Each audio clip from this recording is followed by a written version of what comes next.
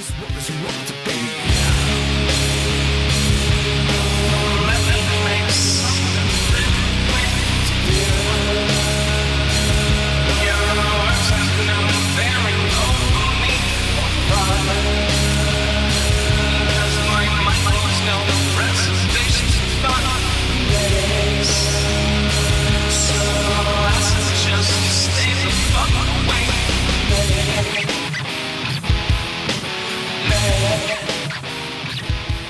Welcome to the O.W.P. This is our wrestling podcast. This is Dave along with Jess. I don't know, Dave. How you doing? Good. And Craig. This podcast is 20 years in the making. Oh my goodness. Bringing you our perspective on the world of professional wrestling. No inside sources, no ties to the industry, just stories from the diehards, sharing opinions with you. And now on to our topic today, Wrestlemania 19. Hit us up on Instagram at O.W.P 2019. Click on Linktree. You can find us on several platforms, including Apple, Spotify, SoundCloud, YouTube, iHeartRadio, Stitcher, and Google Podcasts. And anything that we talk about is inspired by the WWE Network. So do yourself a favor and get your free month today to watch anything WWE, WCW, ECW, and more. Guys, it's time for Wrestlemania.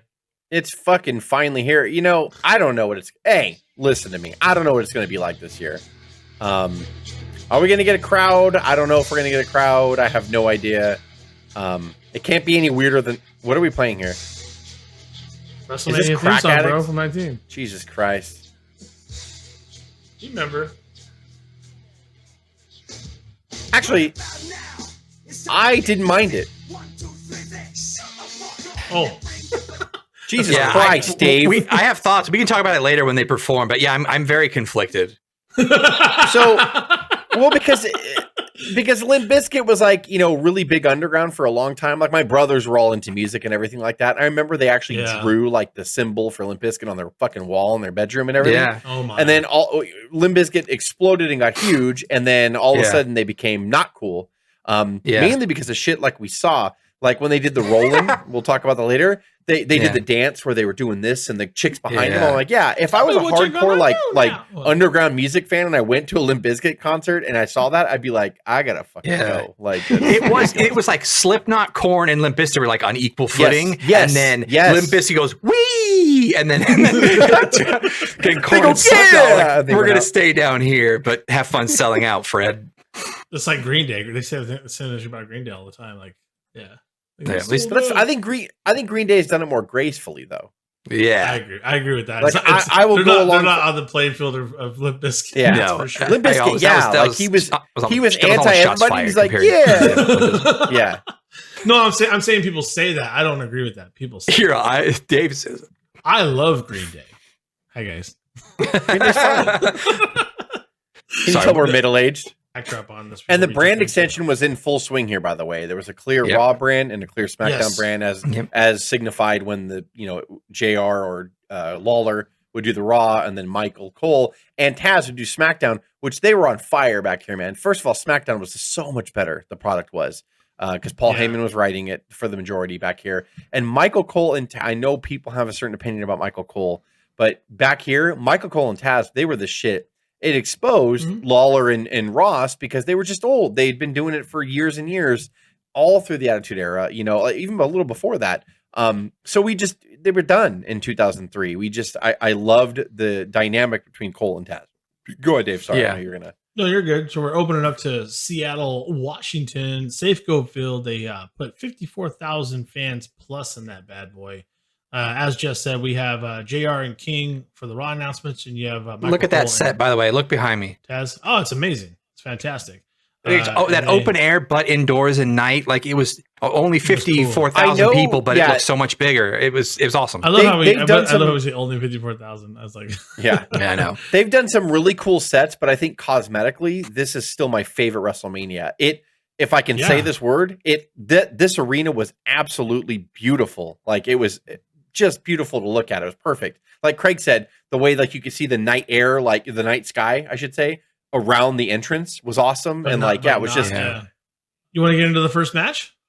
We do open up to a history of WrestleMania, which I thought was a pretty cool set. You got Angle talking, you got the Hulkster on there, you got everybody talking about he's slamming the Andre. Yeah. I put good stuff. I love the opening. I love the opening. Yeah, it's a great opening. Good stuff. Jess, I don't have it, but can you discuss the dark match? Because I did some research. No. Yeah. It's Chief Morley, which was Val Venus, right? I think it was Val Venus and Lance Storm against the Dudley Boys. Excuse me. Chief Morley and Lance Storm, they were I think the Raw Tag Team Champions. Yes, they were the Raw Tag Team Champions.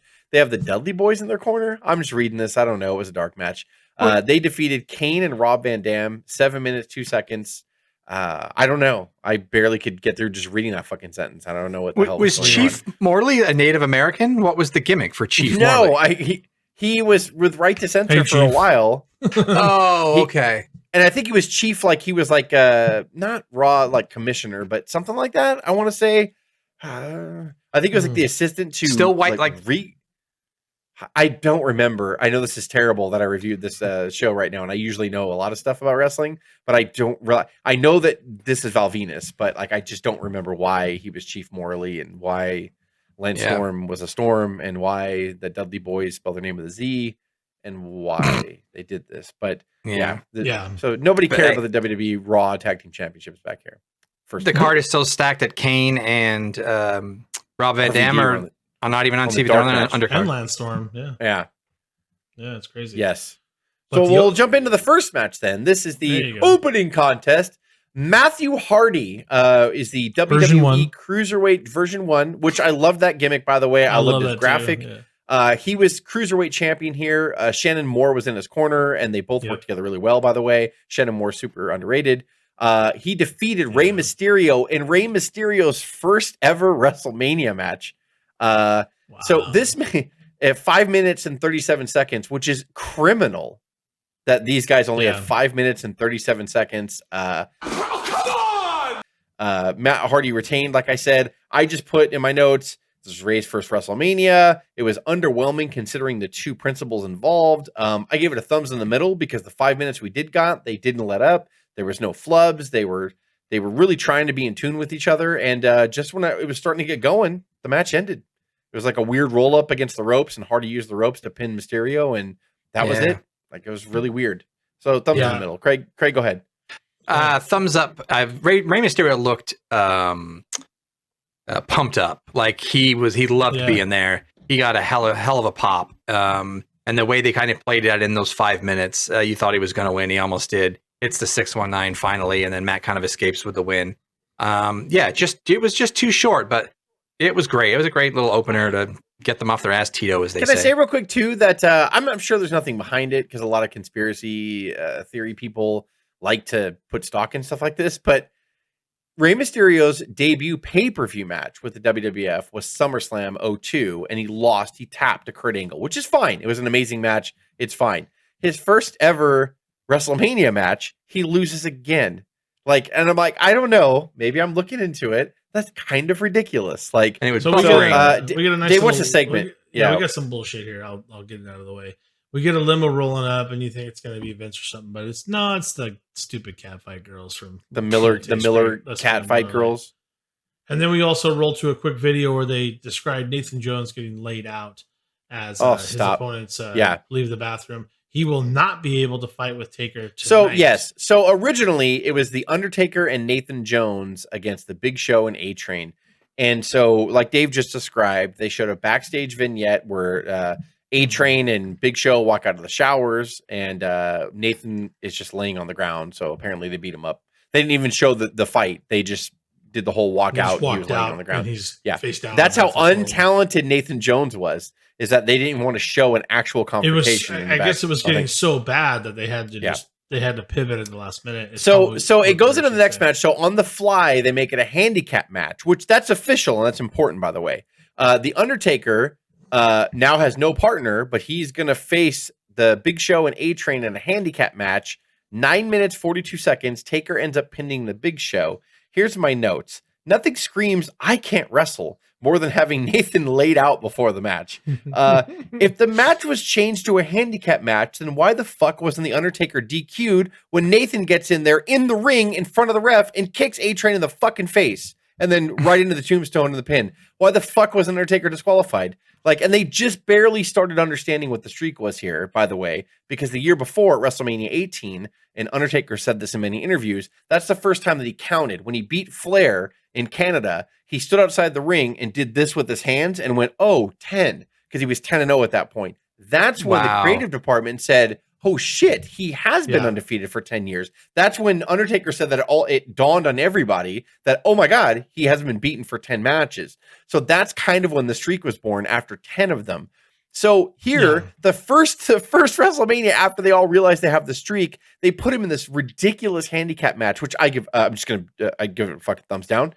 This match was fucking awful and too long. And Ray and Hardy only get 5 minutes, and these fuckers get 9. No, absolutely not. However, I will say that this was when Heyman was writing SmackDown. He made A-Train a decent heel. Come on, man. How good was fucking Paul Heyman? And you know what? And A-Train's not bad. I watch his movements in there. He's a good fucking wrestler. Like, he's a really good wrestler. The derailleur that he put on was, everybody knows he's a trainer now for NXT, but I mean, like, he was really good. Like, I was watching his movements going like, fuck, how did I not notice that A-Train was technically he was a good pro wrestler. The way he sold, the way he would space himself, Undertaker, he would get the advantage on Taker when he was down on his knees and punching Undertaker. The way he would space himself, he was watching Undertaker to see where Undertaker rolled after the punches.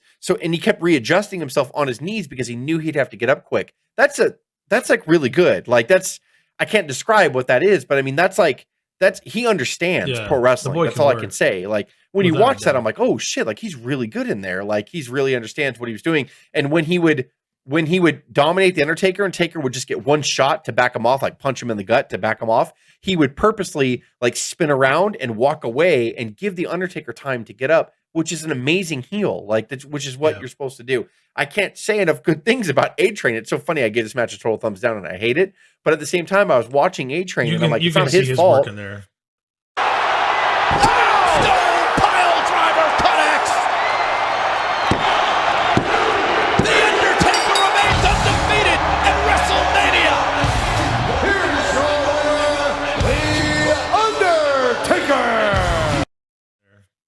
Yeah, Big Show was a fat piece of shit, but I mean, like, A-Train was like really good. So thumbs down. Go ahead, Dave. Sorry. The thing about it is that we missed here is that Limp Bizkit starts to perform. Oh fuck! How did I forget that? Go ahead. Yes. And he's flipping off everyone, which is interesting. For a TV show. And then right at the heel of where they're gonna have their last little bit of the song, Taker rolls in on the bike. Such a cool scene, which was awesome. Yeah, so I think we go back to it when we talk about how what did he not on the bike? Am I wrong? No, go ahead. No, I'm sorry. Yeah. But I'm saying, like, live performances, just to have live performances, that sucks. But when you do it for an intro, I'm down. I'm totally down for it. Yes. So that's what I'll say. But Taker versus Show and A-Train. This is where I wrote question mark, but I think Jess confirmed. This is where they first actually start talking about the streak on commentary. This is the first time that they ever did, because they had no idea. No one even knew that he won 10 fights before. I'm not even going to talk about the match itself, other than I'd be interested to know who made the call to not have Nathan Jones out there, whether it was like those three guys or Undertaker saying, no, we can't get in there, or whether it was the producers or Vince just be like, no. Taker about that? I mean, I don't think I don't know. Like, I mean, I know he was so green that it didn't last long, and that must have been the point when, like, oh shit. But to not even film the beatdown either. Yeah, there's something going on there. But he was good in Troy. He was good getting stabbed in the neck in Troy by Brad Pitt. Oh, he's in the movie Troy? 2 minutes. Yeah. He's at the very beginning. Scene. Yeah. Where Brad Pitt's like, that's why no one will remember your name. And then he goes and, Nice. But the match itself, thumbs down. But my biggest point and what I want to kind of counter is I don't like live performances. And I'm lumping Limp Bizkit in with, like, the DX band. We are so used to the themes themselves. When they do them live, it feels off, and it throws my brain off in association with, like, them coming out exactly the way it's supposed to be. Yes, and then the wrestler has to come, like, out from, like, the middle of them, and it's just like, and so then you just have to sit through Fred Durst. No, bring it. Motorhead, didn't they just do it perfectly? Yeah, you might be right, but That's the exception to your rule, is what I'm saying. Can I counter both your points? Well, yeah. If Nathan Jones wasn't in the match anymore, how come he didn't get disqualified? Because he was playing bass for Limp Bizkit on Rollin'. Keep rolling. Yeah. Yeah. That's what happened. But yeah, very strange. So we roll into more catfight girls talking with Tori Wilson and Stacy Keibler. Really good. That got the King very excited. Is what Billy. will say. So we're going to go to the next match. Match number 3 was Trish Stratus versus Victoria, who was the WWE Women's Champion at this point, and she had Steven Richards in his corner, which was fucking hilarious with her, by the way, and Jazz. So it was a triple threat match for the title. 7 minutes 17 seconds with all the bullshit that we just had to see, and unfortunately this was the Miller catfight segments that we saw was so degrading and stupid. And it's the way women's wrestling would go, unfortunately, after that. Yeah. Then you see these 3 ladies fight hard to reverse that stigmatism, that stamp of like, well, just here to wrestle around and show her ass or whatever. And then in between all this, you have those dumb fucking vignettes. And then you got these fucking 3 women that are trying to do justice for women's wrestling. I loved this match. And I remember watching it when we watched it live. I loved it. How far did Trish come in a year? Like from the Mania before to this one? That's a hell of a story when you think about it. And Victoria was always a solid hand. Jazz never gets enough praise. I thought this match was fantastic. Like I loved it when I first saw it live, and I loved it when I watched it again too. And at the end, Trish was almost emotional because I think she knew Fit Finlay was training the women wrestlers, the serious women wrestlers that wanted to actually learn how to wrestle. Fit Finlay was trainer back here. I think he just took over. And this was a big milestone, in my opinion, for women's wrestling because it brought it back to what it should have been. Like they're athletes and they can be just as good as the men. Yeah. Unfortunately, you have these fucking stupid segments like with the Miller Catfight girls. And it's so ironic that you have this match where they didn't phone it in. They fucking went and worked hard, and they had 7 minutes, no problem. We'll make the 7 minutes work. And Trish ended up winning the title, and I gave this match a thumbs up. I absolutely love this match, and I'm blown away at everything that surrounded it and the message that this match. I think they had an underlying message. Those 3, they were just like, fine. You want to fucking mud wrestle? You want to fucking Miller catfight? You want to fucking do this shit? That's fine. We're gonna get in here. We're gonna wrestle. Yeah. And how long did it take after this to finally fucking, get 2015 when they started really taking wrestling, women's wrestling seriously? So I give it a thumbs up. Dave, go ahead. And what I'll... Shot. What a hard shot. Will it be enough? Yes, it is. Yes! And new women's champion, Trish Stratus. Yahoo! Look at this, Sam. We got a new women's champion. And what I'll say is, if you try to compare this match to a women's match of today, you might think differently of Jess's thumbs up, but you have to understand where women's wrestling was here and what they had to do to get to this point. And that's why it's so important. You would not have women's wrestling that you have today without a match like this to show that it can be done and it can be entertaining. And it doesn't have to be a match where I have to go take a piss or go order food or something, because, by the way, the match before is where you should have taken a piss, but it's Undertaker, so I'm sure everybody stayed in their seats. And but a lot of people probably missed a total fucking barn burner here. And don't forget about Steven Richards here. Yeah, they didn't stick this in in the beer match either. Like they could have put this between a lot of the 3 main events, but they actually put it in a spot after Undertaker in a decent spot. That's a very good point. Yeah, so they proved it, but they also didn't get buried in the card. Steven Richards did make me laugh when he fucking came in with the chair and he hit the top rope and it hit him in the face. I know that's an old spot, but I laughed out loud. I just didn't. He just ran in there, and also I just see a blur of pink because he had bright pink tights on, and I was like, "What the?" I laughed out loud. I was like, "Jesus Christ!" He's a hidden gem, I think, in a lot of ways that you forget. Like, God, that guy was amazing. And what was good about him in these spots is he's not the kind of guy that's going to be like, "Well, they can't. It's a lady. They can't beat me up." He's like, "Nah, fuck it. Let's do it." Yeah. Fuck it. I'm going to go. I'm going to take it. He took the Trish Stratus Bulldog. He took the Stratisfaction. He took everything. Absolutely, he did. He wore jorts for a decade. And just, I salute you, Steven Richards, because it was legit and it was great. seemed just as brutal as today's. Like it matched with the era. Like although it wasn't as technical and they weren't as well trained, they were Victoria was huge. Jazz was yoked. Trish was the fitness model. And she took so much pain in the story of her comeback and beat down in that match. I'd be emotional too. Taking that leg drop and everything she took in that match. But yeah, they were great. I didn't I know what you mean. Like it was a different era, but it was they still brought it for those matches of the day. It was still a great match. It wasn't bra and panties, to your point. Yeah. Thumbs up. Thumbs up, obviously. Oh yeah. Yeah, all day. We get a Rock interview with Coach, and God damn it. This is so good. My God. Well, go back and watch this. It's good, but I don't know if you guys caught it. Do you think he was being, funny, like, but almost flubbing on purpose when he said the people's champ could care less about the people? That's kind of what he said. I think that he probably had Coach set him up with that line. Yeah. Because the whole thing was about how the people turned their backs on him. For some odd reason, I remember when I was living through all this, I was annoyed by Coach, but looking back, Coach was really good.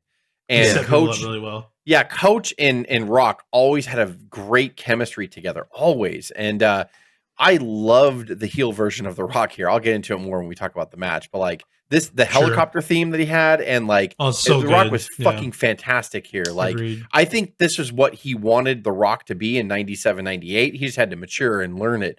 And he was so over the top and ridiculously fucking funny here as a heel, and like his interview was gold. Like, and the way he cut the way everything meant something. Like he really, we'll get into it later. The Rock performed for just Austin on this night because he respected Austin that much. I don't think The Rock cared about what Vince thought about his performance this night. I don't think Rock cared about what the fans thought about. I don't care if The Rock thought about or cared about what the producers and the agents thought about.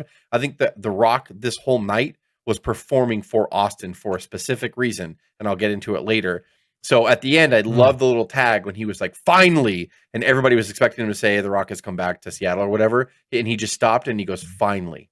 Because he was like, finally, I get to beat him. Yeah. So in a way, he gave us he pretty much told us what was going to happen, but it was so poetic and perfect. And we all knew he was already 0-2 against Austin at Mania. So the way he said it was so poetic and perfect. Like that was just like, and we had no idea. And we'll get into it later. We had no idea this would be Austin's last match ever. We had no idea. Like going into this, he kept all of his cards to his chest. So I love this segment.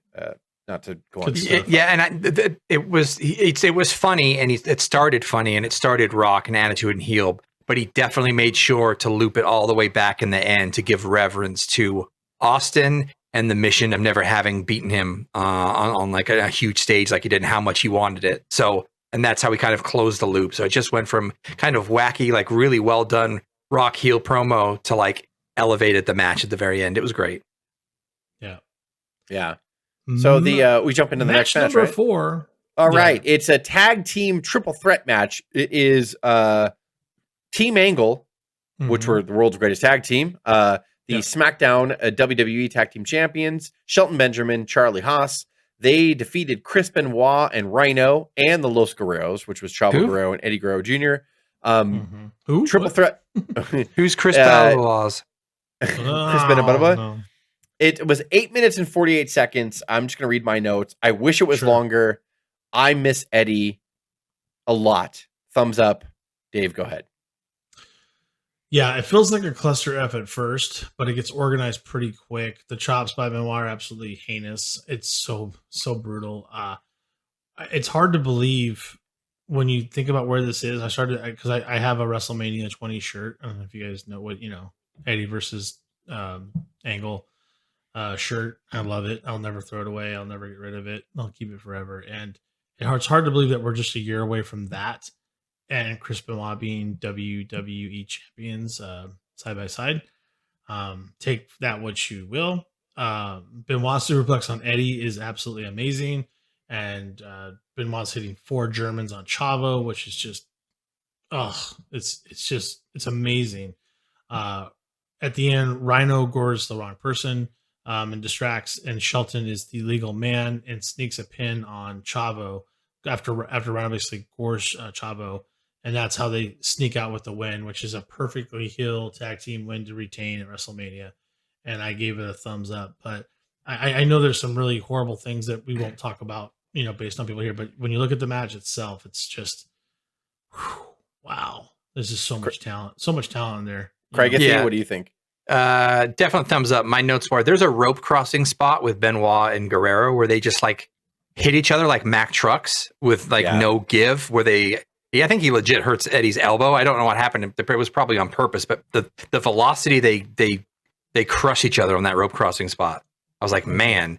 And my other only note is there's 6 guys. Why is Rhino taking all the bumps? Rhino took a lot of damage in the first 4 minutes, but because it's Rhino. But it was a great match. Thumbs up. Right. Yeah, Rhino, Rhino. We're gonna have to do a Legacy of Guerrero at one point, and there's 3 things in my life that I'll admit that makes me cry. Not just because I'm I'm getting middle aged or whatever, and you cry a lot easier. You're gonna say Owen Hart. Owen Hart, obviously, like Chris Farley and Eddie Guerrero. Like I cannot. It's hard for me. Like, and Eddie was a little bit more flawed than the other 2. Well, I mean, Farley was did a lot of drugs and stuff, and but at the same time, Owen was super pure. I think that's why it just hits me right in the heart because I can't fathom that was his fate. People that good shouldn't leave. But that way. I loved Guerrero so much from the first time I saw him in ECW, and then he finally went to Nitro and started becoming more of a staple on Monday Nitro. I went to one wrestling school for one day. I'm not saying I'm, some fucking great worker or I know great work or whatever. I'm just a fan like everybody else. But at the same time, I was always attracted to certain movement in the ring. It's why I liked Brett a lot. It's why I liked the Macho Man. There's people that do these moves, and it's hard for me to describe the way they move, their movement. When I first saw Eddie Guerrero, I can't describe to you. His footwork is second to none. And it's because he just has it. It's in him. When I watch him, especially when I watch him in there with Benoit, so it's ironic that Craig brought that spot up. I fell in love with both of them because I watch their footwork. I watch they're just fucking masters. If you like pro wrestling, if you like it, that, I can't describe to you how good Eddie is. Eddie is so, Benoit is too, but Eddie is so good. I can't, when I watch him, I'm just like, fuck, he's so good. I can't even use him as an example to show somebody else what a good wrestler is. If that makes any sense, because the casual fan will notice The Rock and, Austin and Hogan and the big over the top guys, which is great, which is fine. No problems with that. But Eddie Guerrero, when I watch him, I'm like, fucking A. Everything he did was so good. It's what I feel when I watch Brett too. Everything there's a purpose. When Brett would get up, nothing, no wasted movement, fluidity. Yes, there you go. No wasted movement. That's perfect. I cannot describe to you how I feel when I watch Eddie. It makes me so fucking sad. So when we do reviews like this and he's on the card, I'm like, God, I get so mad before he comes on. I don't want to watch it, and then I watch it and I fall in love with him because he's Eddie Guerrero. But I just, God damn it, I watched him, in this tag match, and I'm like, God, what the fuck? Why aren't you here? Yeah. God damn it! What the fuck, man? He was born into it too. It's not like he learned it. It's in his blood. Eddie Guerrero was born in 1962. Just kidding. We all waited on it. Sorry, I took us off on a tangent. No. God damn it, I missed that guy. I think it's missed that guy so much. I think anybody who's a real wrestling fan does. I'm with you, Jess, completely. We turn to not to diminish that commentary at all, but the Catfight Girls are back. Oh, good. With Stacey and Tori, and they're arguing if it's Hogan or Vince that really made WWE. Everybody knows it's Hogan. It's so exhausting. No, it's Vince. Yeah. Match number 5. So the next match here. Now, if you look, I'm looking at the timestamps, right? So here the times explode into they give them plenty of time. This was the first of the 1, 2, 3, 4, 5 highlighted matches, the 5 marquee matches, I should say, for Mania 19. This show was entertaining before this, all these next 5 matches that we're going to cover, all they had to do was pay off, and this WrestleMania would have still been way thumbs up. But the card before here was very entertaining. And did his job and was fine. But now we go into Shawn Michaels versus Chris Jericho in just a regular old singles match. 22 minutes, 34 seconds. Michaels would get the pinfall on Jericho. Let me just say, this match is a goddamn gem. Like I fucking hate Shawn Michaels with all my soul, but like this match was so good. And I really like it because I'm a major Chris Jericho fan, and this was his coming out party. He was already WWE Undisputed Champion before this, but I don't think that he really didn't find his heel character here, because his only heel character before this was the obnoxious Jericho with, 1001 holds, arm bar, and he was funny. He was very funny. And even when he went to WWF originally in 99, he was still kind of that Jericho where he put a ponytail straight up in the air and his hair would fall. And, he was obnoxious, right? Like that was his interpretation of a heel at that point. Here, he was starting to learn how to be a shitty heel. And I don't mean shitty as in performance, but like a bastard, like shithead, like a really evil fuck. And he was really it's like, oh, you suck. It's like, no, I ironically though, with the same opponent, Shawn Michaels, he would perfect that a couple of years later when he was like the suit wearing Jericho and he punched Shawn's wife in the face. I think it was 05. That's when he really like figured out how to be a fucking heel, like an amazing heel. But he was figuring it out here. So it's ironic. It was after his undisputed, it was like a year after his undisputed championship reign. I think Jericho was still trying to figure out that heel. And I give Shawn Michaels tons of credit here because I can't ever say he wasn't an amazing performer. He was one of the best I've ever seen. Like, and in a small group, these guys went out here for WrestleMania. This is the size of their balls and the size about how they knew their talent. We're going to go out here for 22 minutes, no titles on the line, no special stipulation. We're just going to wrestle. And we're just going to tell you a story. And this match was goddamn amazing. Like, and I really hate him, Shawn Michaels. Like sometimes, like I really fucking hate him. But I was watching this match and I was like, these two guys, man, like they called it. It's like Babe Ruth calling his home run shot. They just, the preparation for this was probably, this is me guessing, but I'm sure road agents were like, you're not going to do anything. You're not going to really like, maybe get a little hardcore on the outside or anything like that. They're like, nope. We are two good professional wrestlers and we're going to go out there in front of 54,000 people on the biggest show of the year. And we're going to wrestle. And they were put in the perfect spot on the card, by the way, to do so as well. And it was awesome. This match was awesome from start to finish. Thumbs up. That's all I have to say. Craig, go ahead. I'll throw it to you. Yeah, 5 stars. Like the promo package before, it was fantastic. It was all about Jericho growing up, being told that he's the next Shawn Michaels, but wanting to kind of, it's the old kind of mentor-student kind of angle, but with a little more harshness to it.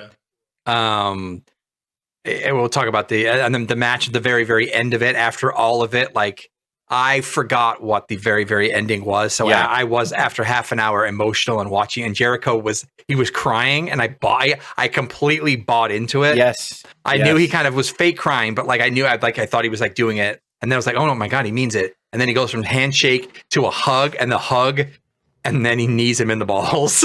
And then Shawn's expression. Perfect. And this is like the end and the cherry on top of exactly what Jess said.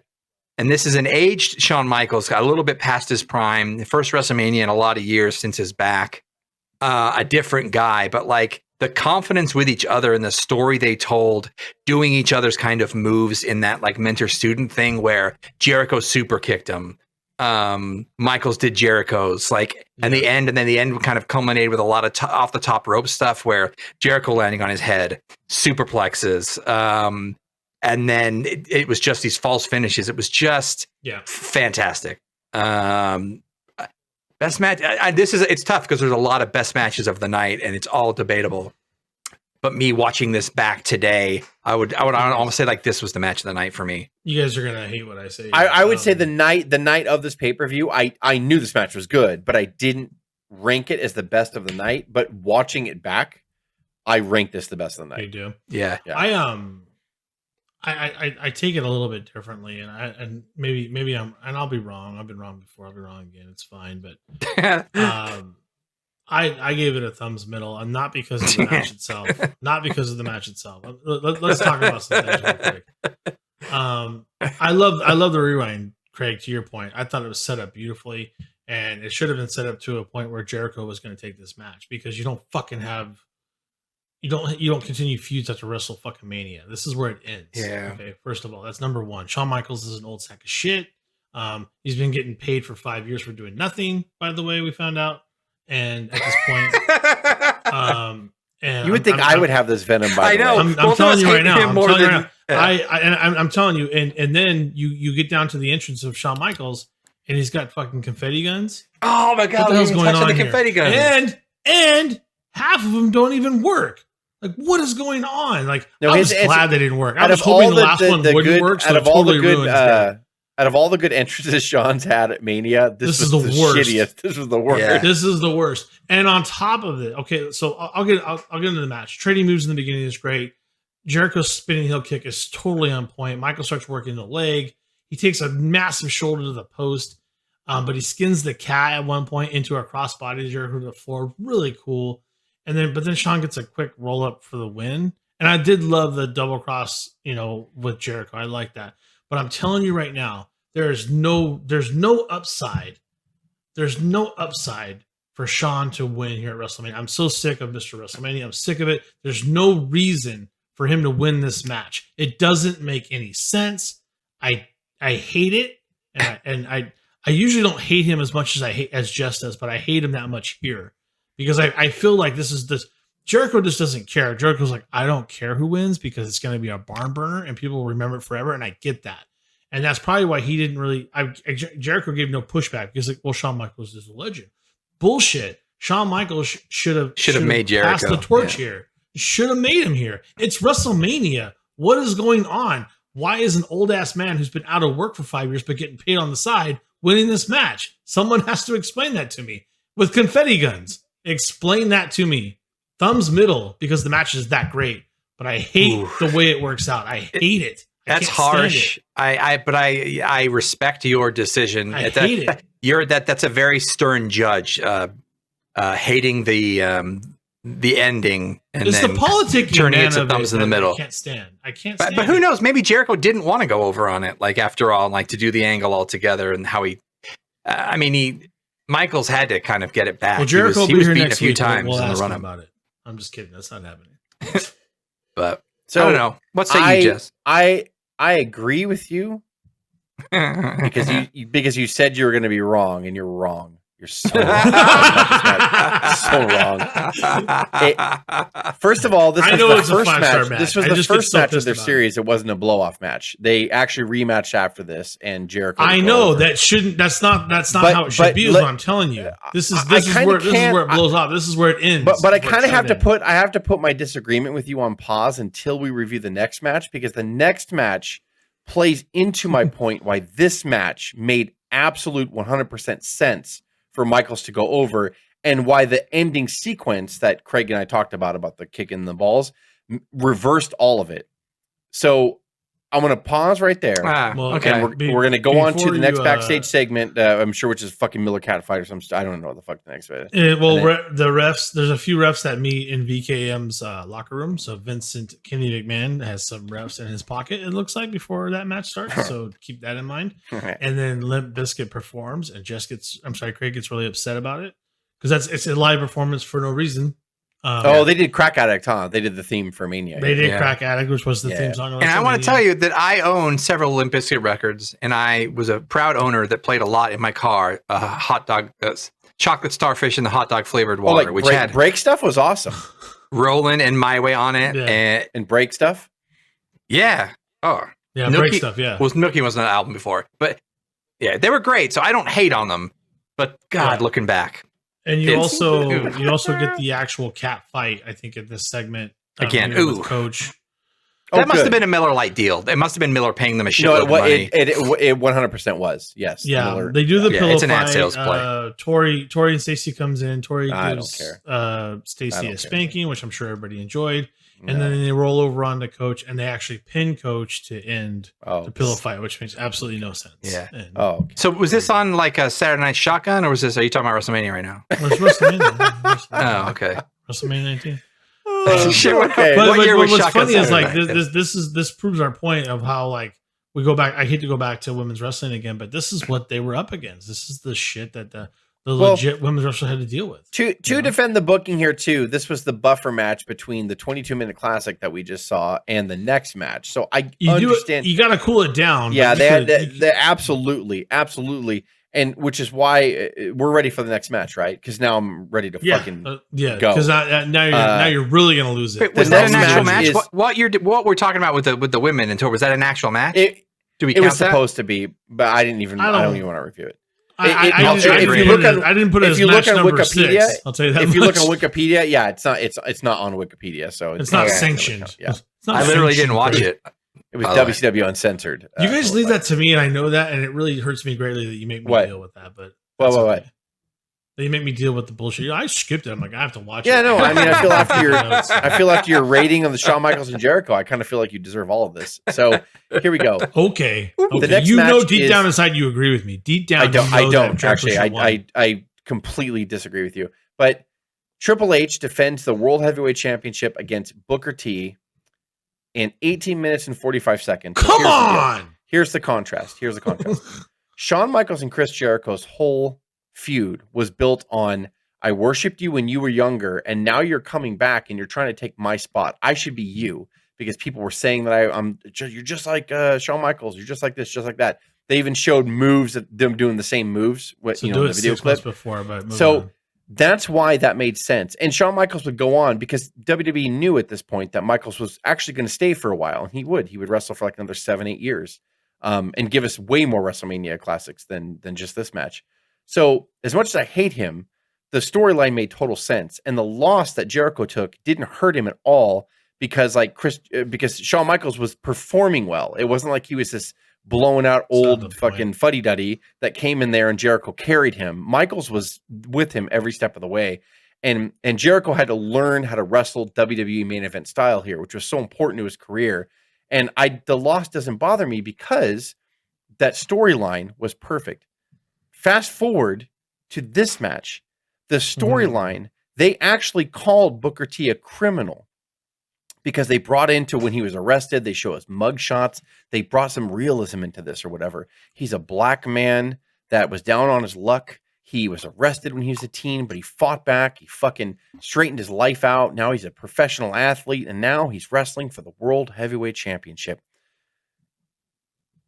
The match before was told perfectly because it was talent. It was, I'm a better wrestler than you. It's my time now. And whether you agree or disagree that Shawn should have won or lost or whatever, the storyline covers that up. So it doesn't matter who wins or loses. The fact that the main event of that storyline was a good wrestling match, which they gave you a 22-minute class. Stop trying to sell me and talk about this match. No, this match, I heard your rant. You calm down. Let me finish mine. So this match was set on a man of color rising up. You brought out my past. You wheeled my past out here. You did all this stuff, but I'm here now. I'm a professional. I'm going to win the fucking world title. How the fuck does that storyline not come across? How the fuck does Triple H pin him and squash the fuck out of him? How the fuck does this happen?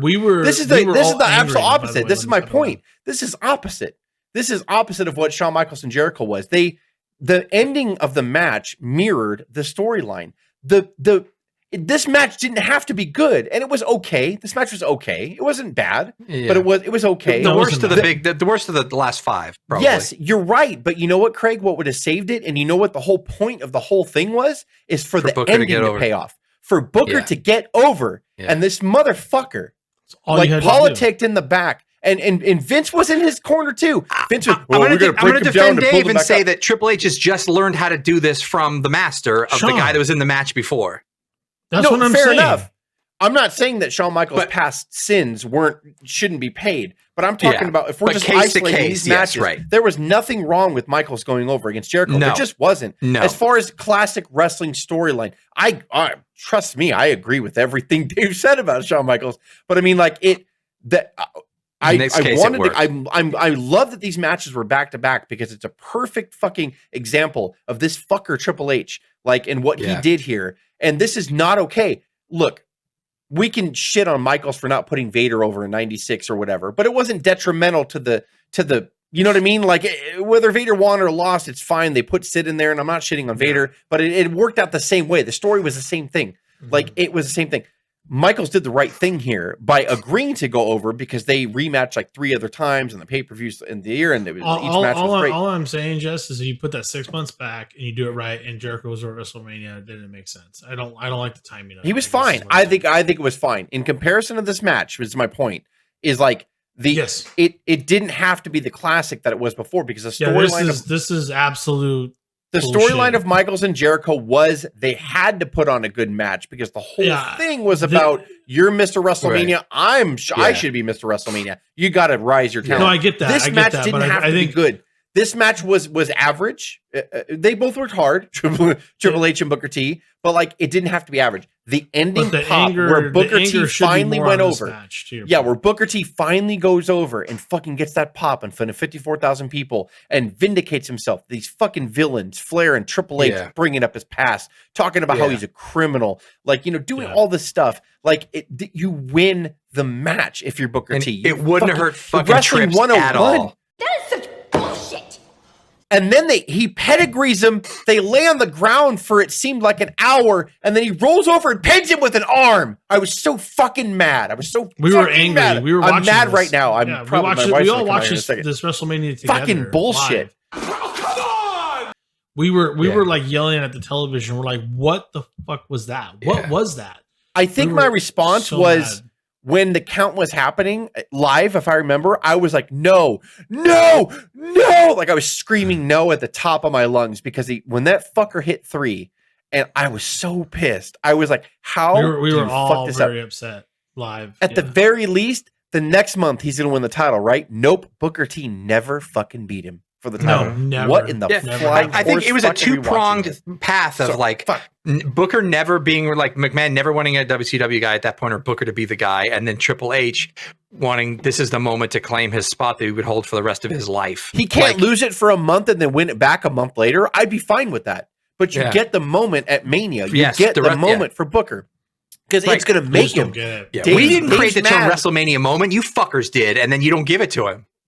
You know, fuck exactly. Even God, that's perfectly worded. I want to take this even deeper, right? Booker's already, I believe, a 5-time champion here with the belt that Triple H is currently holding because he's a piece of shit. Before he even came to this goddamn federation. So let's talk about that.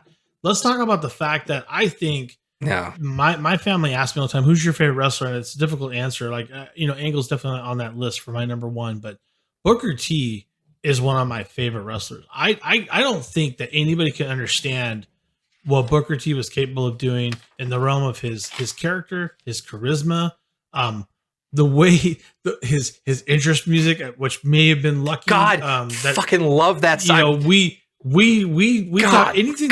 When we talk about any entrance, when we're making fun of entrances, we always sing the Booker T entrance. Yes, we used to play that in the car all the time. Like it was the go-to CD track. When we used to burn CDs. Booker T is absolutely on top here. He's on fire here. Everybody loves him. Look at the physique on the man behind Jess. He is massive. He carries everything that Vince would want. I named my cat Booker because he did a spinneroonie and had 3 legs. Triple H, you're a sack. Hate this match. VKM, you're a sack.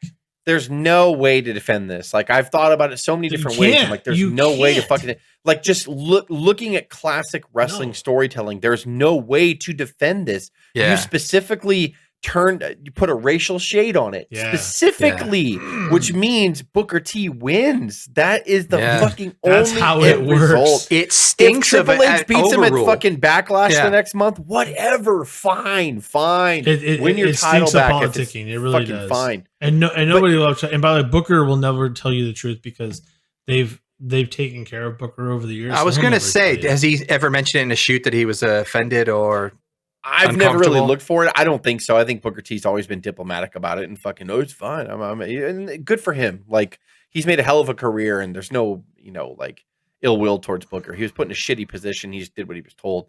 But it's like, fuck, man. Like, God damn it. Like this is wrestling 101. This is wrestling 101. And like they purposely, it's like out loud. Triple H might as well have just grabbed the mic and been like, yeah, we're not going to do it. he's going to lose. Like, he might as well just fucking got on the mic and said that. Like, you've come a long way from the curtain call, haven't you?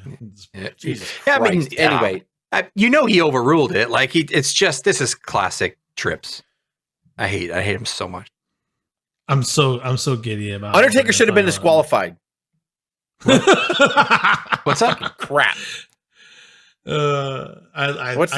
There's so much fun stuff about the next match. Number 7.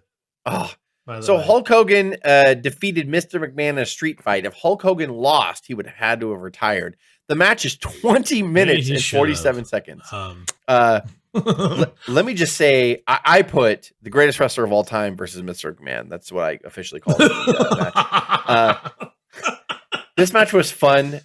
This match was very fun. It was a great story. Vince peering up over the apron was awesome when he got the pipe and he was all bloody and he came up. The production was, this was all of the strong points, right? They're two fucking, Hogan turned 50 like 2 months later and Vince was in his 50s already. And like, he was 58.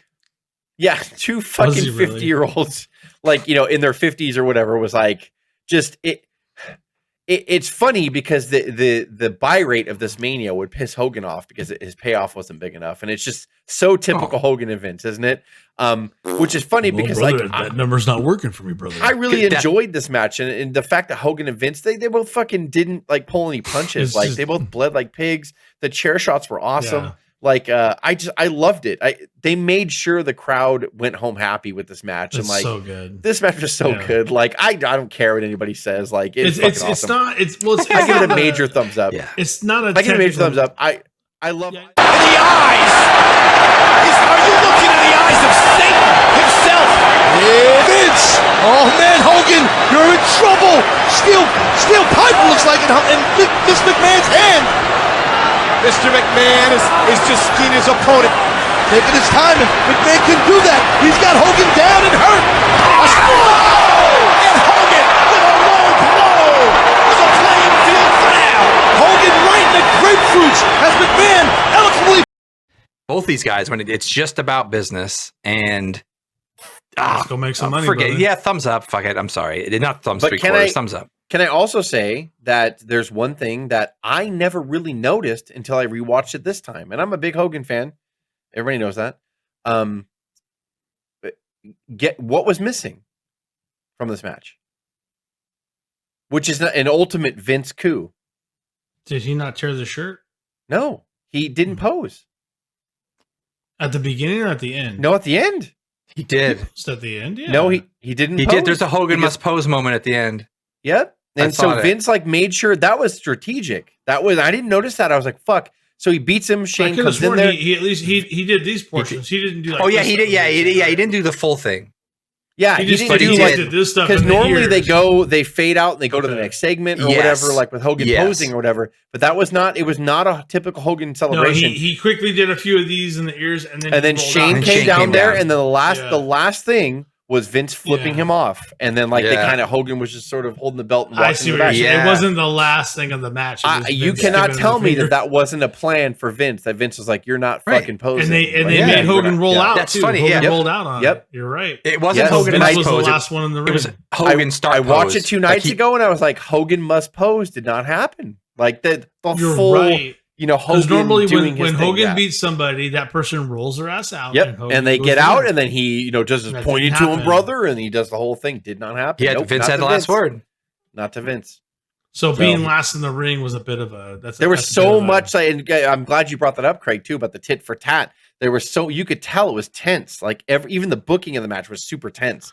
Like you're going to win, but I'm going to be. You're going to do that, but I'm going to do that to you too. Oh, you're going to bust me open with the chair. I'm going to bust you open with the chair right back. Oh, I'm going to get a big ladder spot. By the way, they were very cautious of those chair shots. You'll admit that, right? They were very careful. You know what? And I'm glad you brought that up too, Dave, because I want you to see Hogan's a fucking pro, and if I don't like his politics in the back sometimes or whatever, but at the same time, he's a pro. They took care of each other on those. If you watch Hogan with that chair when he runs in. Right when he knows it connects with their forehead, he let one hand go, so that way the chair had give. So the noise was made with their head. He's always been the worst at hitting people with chairs. Yes, but these were the best shots, though. Like, you're totally right, by the way. In WCW, it was awful. Like, it was really bad. But, like, here, but he that's did taking fine. care of him. That's to your point, he's taking care of. He's not yet. Even when he hit the Spanish announcer, if you go back and watch it, and I slow motioned it, when he comes down with the chair, the second he knows it hits their face, he lets one hand go. So it's like a hinge. So that way, the noise is there, and like the ping is like there, and he did it on the Vince shots too. And I was like, "Fuck, he's a well pro." done, Jess. Like, whereas us three guys, when we were 19 to 24, we would take the same chair and beat the shit out of each other's foreheads with it. I'm surprised we didn't give each other concussions. We did. We gave each other a lot of chair such with the exact chair that they did. Yeah. Well, there was sinus fluid leaking. That's right. It was alcohol fueled too, by the way. But, and I'm sorry, Dave, you're right. Anyway, I go with Hogan forever. I fucking love the man. God damn it. We should do that. Like, we're almost 45 together. Like, we should see if we could actually like fake brawl like we used to together at a party, or hit each other with steel chairs, or give each other pedigrees. It's been a long time. I've often daydreamed about giving us like 3 or 4 months to get in shape and fucking wrestling again. But I don't know how we can fucking do it. I don't know where or how we can do it. Liz will not let me build a ring in the backyard. I'll tell you right now. But I do daydream about that. Sorry. So how'd y'all feel about this Austin Rock cutaway that we get to after this? Good stuff. So the next match here, it's the Rock defeating Stone Cold Steve Austin, 17 minutes, 55 seconds. It's so many things to get into here. I don't care how long we go on this review, because some of these matches deserve the talking about. And so The Rock pinned him. The Rock was 0-2. He lost WrestleMania 19. No, excuse me. He lost 17? WrestleMania 15 in 1999, and then he lost WrestleMania 17. And then so The Rock is like, I have to fucking, this is it. This is our rubber match. It's not even a rubber match because Austin's won 2, but I have to win 1. And so The Rock does beat him. We had no idea when we watched this pay-per-view, because the internet was kind of still, it wasn't in its infancy, but it kind of was, because until Wi-Fi exploded, like just like Matt Hardy, it was in Internet 1.0. They were great though. That concert was great. He's not here to entertain us as he does in a Hollywood epic. His movies are great too, you know. I can't deny that. But this is WrestleMania. Here we go. Yeah, right. Yeah. So, like, The Rock beats him. He is 1-2, like, which is still a losing record, but that's fine. That was like the big deal. Like he said in his interview, people don't remember the first or second act; they remember the third act. Yeah. So it was all done great. Austin looked in good shape, but a little bit more bloated than usual. And you learn afterwards that he went to the emergency room the night before. He thought he was having a heart attack. He couldn't stop his legs from shaking. Everybody knows that Austin has had major like spinal injuries, not just from the Owen Hart pile driver, which made it bad. But I mean, he had neck injuries before that, and it just been building. He's had a couple neck surgeries here. Yeah. You can see a scar on the front of his throat, by the way, to this day, where they went in the first time. He was having spinal stenosis, whatever that is. Like that must be like just. Yeah. So they wrestled 17 minutes. It wasn't as good as their Mania 17 match, but I think it was better than their 15 match, to be honest. Yeah, because not their best match, but still because the heart and they had to follow Shawn Michaels, they had to follow Hogan and Vince, which tore the house down before because like they for entertainment values. Yeah. So the crowd here is getting super fatigued because you had these 2 big matches that delivered. And I purposely skipped the Triple H Booker T match, and so now you have this. This is their 3rd match or whatever. Again, this is like to me it was a farewell to the Attitude Era. These 2 were the staples of the Attitude Era. I loved it. I gave this match a thumbs up, and I'm just reading my notes. The Rock worked hard for Austin, like I said earlier in the podcast. The Rock talking in Austin's ear afterwards was moving, and the heel Rock was fantastic. And thank you, Austin, for everything you've done. Thumbs up. Dave, go ahead. Is he gonna do it?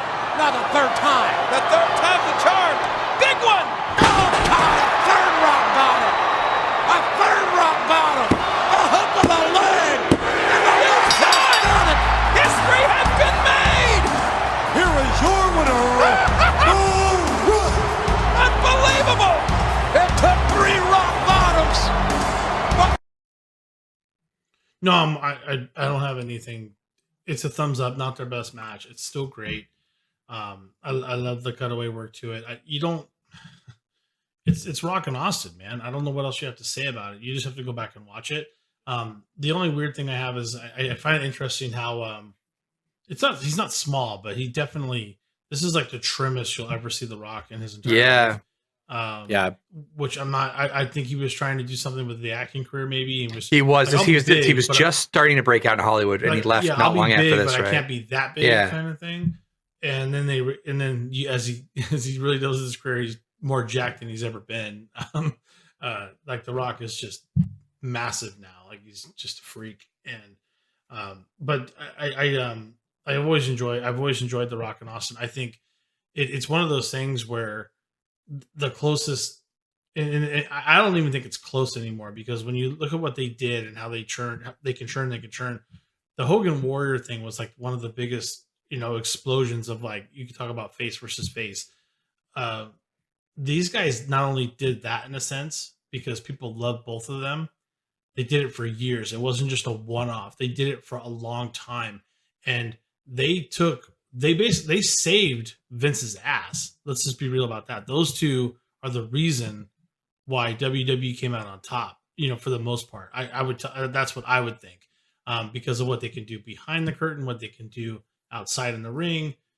And I think those two, and there's other factors. Don't get me wrong, Undertaker, there's a lot of other factors. I'm not trying to say that's not the case, but these two people are the reason why the 18 to 35-year-olds came to watch.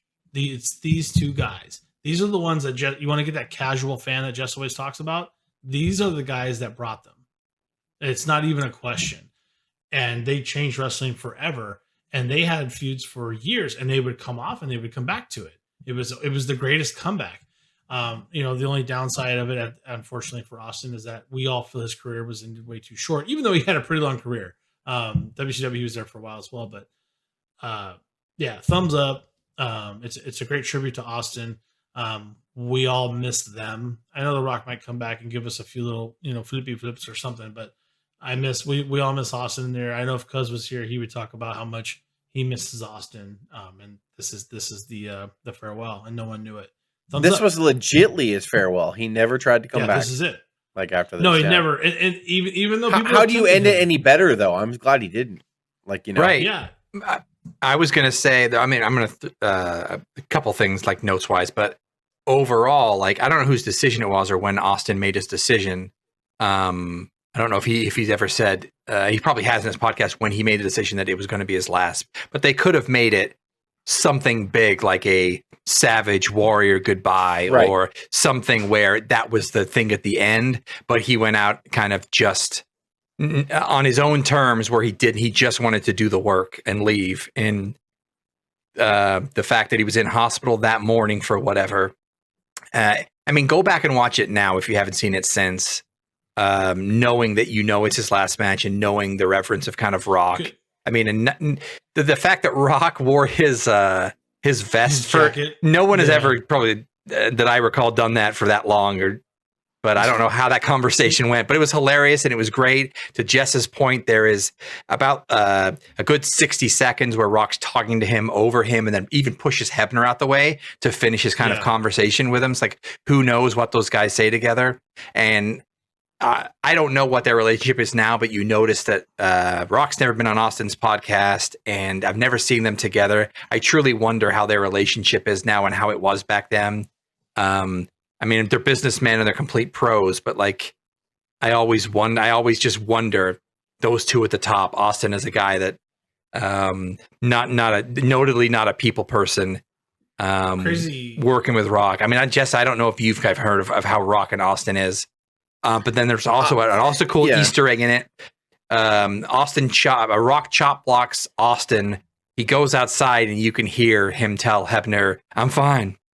When Hebner goes to check on him by the announcer table. I thought that was cool. You can hear Austin say, "I'm fine" to Hebner. And then I just it was incredible. I had no business being as good as it was, knowing how beat up he was.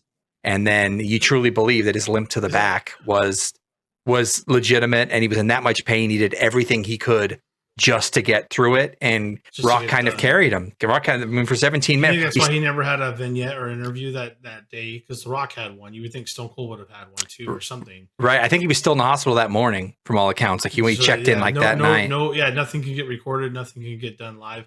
And maybe he just was like, you didn't hear a word from Austin that wasn't pre-taped from days ago on that WrestleMania, except for fine. Probably to your point, you didn't hear from him, and that's that might have carried on the nostalgia of it, because you didn't hear a word from Austin the entire time. Nothing about Austin's in the back.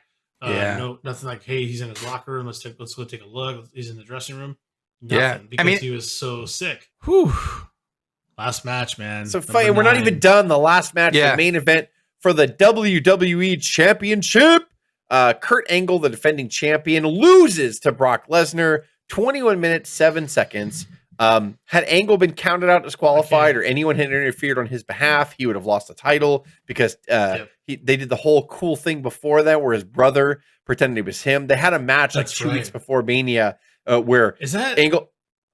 Go ahead. Sorry, same brother. Is that the same brother, Jess, that did what he did? I don't know. He's got a bunch of brothers. I want to say yes, but I don't know. He's got there's a lot of Pittsburgh angles. Okay. Yeah, so like this angle was perfect. I mean, and Paul Heyman being the helm of this or whatever, this is so good. Yeah, and like my notes were, my goodness, this match was great and hard hitting. Angle's a monster. We see the documentary afterwards where he kind of collapsed afterwards. Like he was going away for a while after this. His neck was so bad, Kurt Angle, that he could barely stand. I'll never forget that goddamn shooting star press. I'll never forget that image. He's climbing to the top rope. This ain't Brock. Brock doesn't do. What the hell is this? What the hell's Lesnar doing, Cole? Oh my God! Brock Lesnar went for the shooting star press, and Kurt Angle rolled out of the way. I give this match a thumbs up, because Angle's a monster. I don't care what era. So goddamn, we talked on the legacy of Kurt Angle. Like I put him up there with Flair. I put him up there with the Shawn Michaels. I put him up there with all that. How people don't talk about Kurt Angle as the possible greatest wrestler of all time. You guys are fucking stupid. This guy. That's an interesting comment that Jess makes, because we were talking about this maybe a decade ago or something. Dude, this guy, Kurt Angle. And Jess was like, who's your top five? And out of nowhere, I'm like, dude, Angle's in my top five. And I thought Jess was going to kick my ass. He's like, he looked at me. He's like almost like, you son of a bitch, that should have been mine, kind of thing. Because he started to think about it. He's like, yeah, you're onto something there. But it was almost too soon to say it, because it was happening in front of us. He is. I'm like, no, Angle he's in the top five. It's not even a question for me anymore. But then everybody wants to talk about Flair and Michaels on the monuments, right? But yeah, everyone wants to talk about Flair and Michaels, which is fine. But I'm like, yeah, well, Kurt Angle's better than both of them. So, I don't know what you guys are arguing about. Honestly, Shawn Michaels is fantastic. There's no question. Flair in his day, blazed the territories and set the template for. He went to territory and adapted. That was a different time. He adapted to the face there, even if the face was a piece of shit. Flair went in there and said, I got to dumb myself down. We talked earlier about dumbing yourself down. Flair was the master at that. Yeah. He was so good. And Michaels was good too. But Kurt Angle, attitude-wise, he had a lot of demons, with the drug abuse and all that stuff. But Kurt Angle was never a dick in the back. You cannot hear one person say anything negative about Michaels or, about Kurt Angle politicking or anything, because he just didn't do it. Yeah. And he was just as good. And go back and watch him versus Shawn Michaels at WrestleMania 21. Yeah. I'm sorry. Michaels is great, but Michaels laid back on his heels and he's like, bro, you fucking bring the aggression. I'm going to react. And that's how that match was. Is Angle was a monster and fucking pushed the pace, didn't fucking let up, and Michaels had no choice but to react. And Michaels was great in that match. I'm not shitting on Shawn Michaels at all as far as in ring was concerned. But how do you not say that Kurt Angle's not better than Flair and Michaels? I don't know how you don't say that. He is. Period. End of story. I think he just had a shorter career and flamed out too early because he gave it all and hurt himself. his matches in TNA were fucking insane. Yeah, so you can go to TNA and watch the masterpieces with younger guys like so AJ sad. Styles and Samoa Joe and Christopher Daniels that were ushering a whole new, different art form. They were changing wrestling and the movement and the segues, the spots, everything. I'm not saying Michaels didn't. Michaels was always on the WWE though, and I'm not shitting on Michaels, but like the WWE's a different thing. They're toned down a little bit. Michaels is a pro and knew exactly what to do, and he adjusted to new guys too. Not shitting on Michaels, even though I hate his fucking guts. Not shitting on him as far as his work is concerned. Michaels is one of those guys that you watch. I mean, you're talking. We're fighting over Angle, Michaels, and Flair. That's rare air. Are you fucking kidding me? I don't think any of us are fighting, but people do fight about it. But at the same time, like when people are fighting over those two, I don't know, maybe it was Michaels, maybe it was Flair. I'm like, not maybe, it was Angle. So stop, stop it right now. Like he was just.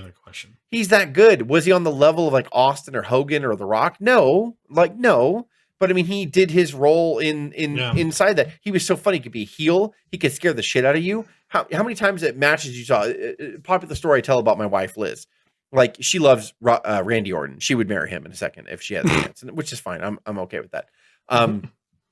It goes Randy Orton and then me like right there. Anyway, but it's fine. So we were watching ECW One Night Stand, the second one, I think 2006, and Angle was fighting Orton. So Orton comes out and Liz is like, "Ooh, Orton's coming out. Who's he fighting?" And I didn't say anything. And then Angle's music hit, and she looked at me as a non-wrestling fan, a super casual wrestling fan. Well, I didn't know he was fighting Angle. God, he's done. And she knew that. Just from that, because I had talked about Angle, I had showed her matches from Angle. She knew as a not, she was like, "Oh well, fuck!" Like she thought it was real. Like I mean, she knew it was fake, but you know what I'm saying? Like her reaction was like, "Well, you didn't fucking tell me he was fighting Angle. Well, he's losing, and he did lose." But at the same time, I'm just like, "Yeah, like that's what you want in a pro wrestler. That's what you want in this quote unquote fake predetermined sport. Is you want this guy to be like, I don't know." He would really kill me. He would really. People feel that about Brock Lesnar, and I'm not saying Lesnar's on the same level. I think they're both legit like that. To your point, but so I mean, not to go off on a tangent on this match, but like, how do you not fucking consider Angle like one of the greatest wrestlers ever? Like, I don't even know how you don't. I mean, it's criminal. It's absolutely incredible. How old is Brock Lesnar here? Like, oh god, he's such a child. He's 14. He's just a baby. Just a big 290-pound baby that can rip your. So to go back on off. it, sorry, real quick, I gave it that. Yeah, I said I gave a thumbs up or whatever. So go ahead, Dave. Sorry. No, it's a thumbs up. I have a hard time even getting into this match because I think this might be. It's one of the greatest Kurt Angle matches that's ever happened, and it'll go down for that. I mean, and Brock Lesnar's a big part of that, and Brock's still doing it today, and we're talking 20 years later. It's just insane. It's wow. 1, 2, we have a new champion! Here is your winner and the new WWE champion, Brock Lesnar! I still cringe. I said, my wife walked in the room again when I was watching. I said, "Babe, take a look. What's happening?" And she saw him going up. She's like, "I can't watch the that." shooting star press. Yeah, she as a not even a casual fan, she's like, "I can't watch that again." Yeah, she's like, I literally have to tell myself, he's okay. He has a huge career. He's okay. He's fine. He's living. He's today. He's okay. Anybody else that would have killed him. I mean, just more than likely. When he was dazed in the corner after the match, and Angle was trying to like talk to him and like hug him and congratulate him, you saw there was no fucking body home. Yeah, like I'm going to touch on that. Like it's morbid. It's really weird. Yeah. So digging into that, he was supposed to win with the shooting star. Am I right? No, it was not planned. The shooting star apparently was not planned. Yeah, maybe he told the Angle, but from what I've read, because he'd only done it in OVW back in the day, and it wasn't his thing. So I don't even know if he was supposed to hit it because Angle rolled out of the way. No, Angle didn't roll. I think he was supposed to hit it, but Angle would have kicked. They were supposed to end with the F5. But he was he was so far away. Like, how could he have thought he could have gotten there? Yeah. Well, Angle was far, and he almost got to him, but you're right. He almost did, like inches. And here's the thing that's interesting. If it's pure instinct, by the way, because Brock's really fucked up here. and Angle goes to lay an arm on him, and legitly maybe he wouldn't have kicked out. I don't know. I mean, but he kicks. He kicks on instinct, even though he's totally concussed. His neck is broke at this point. The fact he gets up and does an F5, it's almost like muscle memory, or else I don't know how he you doesn't remember the F5, by the way. He doesn't remember it. He doesn't remember anything past. I think he doesn't remember the match. I think past. Yeah. The documentary shows him going ape shit and like trying to fight doctors and stuff in the back. Yeah. Yeah, because he's concussed and out of it. And you can see like Angle's trying to talk to him. I even there's where Angle's like, "What the fuck are you doing?" Like, I didn't know if Brock was supposed to leave and Angle was supposed to, because Angle was going away, as Jess said, and he was supposed to probably get his due there. Like, hey, goodbye, everybody. But Brock wasn't leaving. And Angle's like, what the fuck are you doing? Angle didn't know he was even hurt at that point because he did the F5, no problem. And then you start to see the sinus cavity and blood come through his nose. Sorry. And you can see that he's not there. And then Craig came out and pile drove him. Yeah, that's what happened. That's exactly what happened. And no joke, he's trying to paw at the title and he can't get a hold of it. And he doesn't give a shit about it at first. He has to be forced to hold it. And he's looking around and he's trying to grab the rope and the ref's checking on him. He's like, and the ref keeps going like, dude, he's messed up. You need to get somebody in here. Yeah. He's like talking to people and you can see it. And that's when I know we watched this all together and me and Jess looked at him and like that shooting star really messed him up. Like we knew it then. We didn't know. Oh, the F5 is fine, but then you started to see him. I'm like, no, he's messed up. He was supposed to leave. Angle was supposed to get his, hey, goodbye, everybody. I'm hurt. Yeah, I'm gonna go away. WrestleMania moment was supposed to be like fireworks and Brock, and it was Angle holding him up to stop him from collapsing. That was your fade to the end. Yeah, and I think for that reason too, that the reality that cuts into it, the ferociousness of these guys, how snug they could be when they needed to be. They were great together. I wish we could have seen more of them down the line, but this is one of my all-time favorite matches. And I think it's why I could give 19 a nod over 17, but it's because I'm such an Angle fan. So total thumbs up. And I even argue, I said, well, what if Booker won? Would you guys place it above 17? I think you two say no, right? Because I think 17 for some odd reason was a relative surprise in the sense that not that I expected 17 to be bad.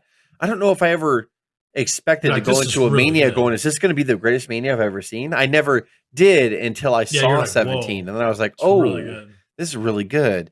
And like, I mean, I don't fault people for saying 19 might be the best one. It's a great one. Like, it's a really good WrestleMania, and like I said, the arena was beautiful. The atmosphere, it was perfect. And, atmosphere is everything. Have they gone back to Safeco, by the way? No, they have not. I wish they would. That's crazy. I mean, forget the work rate for me. Like we said it earlier, like the stories behind the reason why wrestling fans are hardcore wrestling fans, it's beyond the performance and the drama. It's the reality of it. It's what we hear. And we're kind of spoiled now these days of knowing too much or whatever. But, and we didn't know everything back here, but now we do.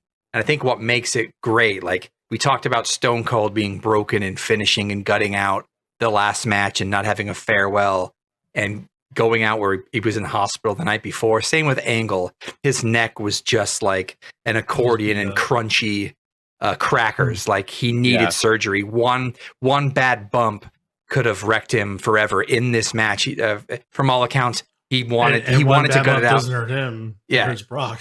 My God, Lesnar does I forget what it is, but he hits right on his neck towards the end, because I was watching for how careful they were with his neck, and for the most part they were, but then towards the end or whatever, like Angle took some stuff right on the neck. So for him to gut it out, he didn't do any suplexes, no gut wrenches, right? He didn't do those.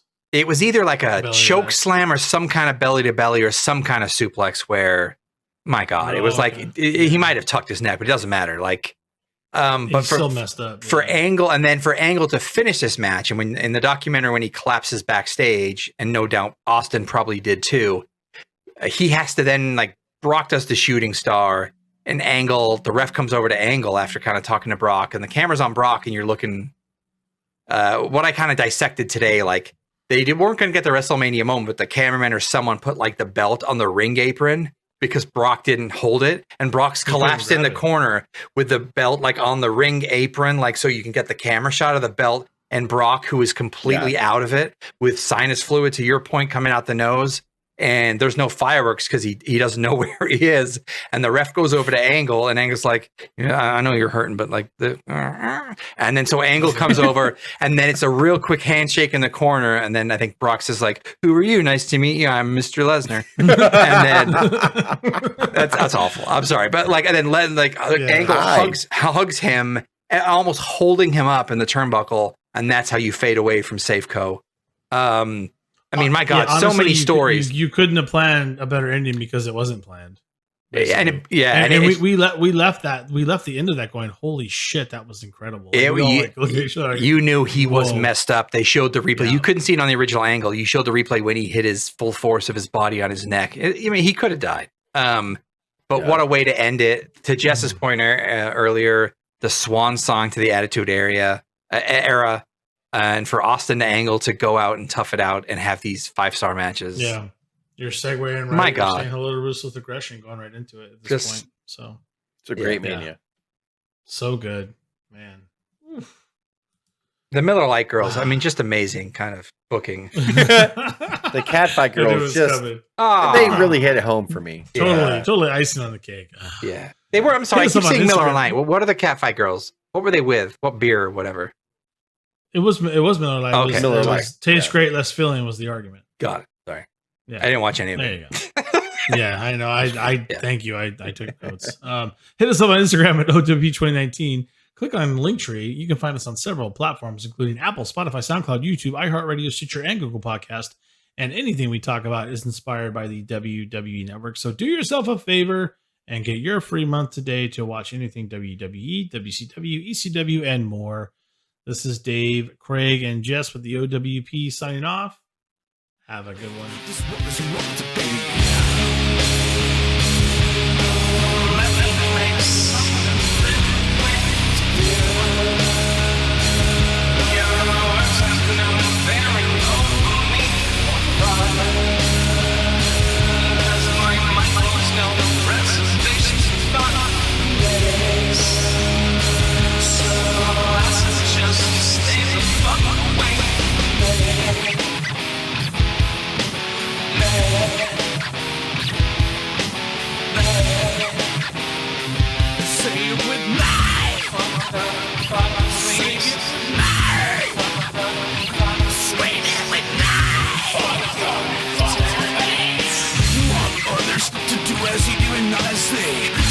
Suppressing your own cognitive function, eliminating conversations. Our chips were growing and awakening because of your own weak and fragility. Such a man in this world only swallow you whole and victimize you. To those who wish to defeat and not the stream. It's them versus me and you.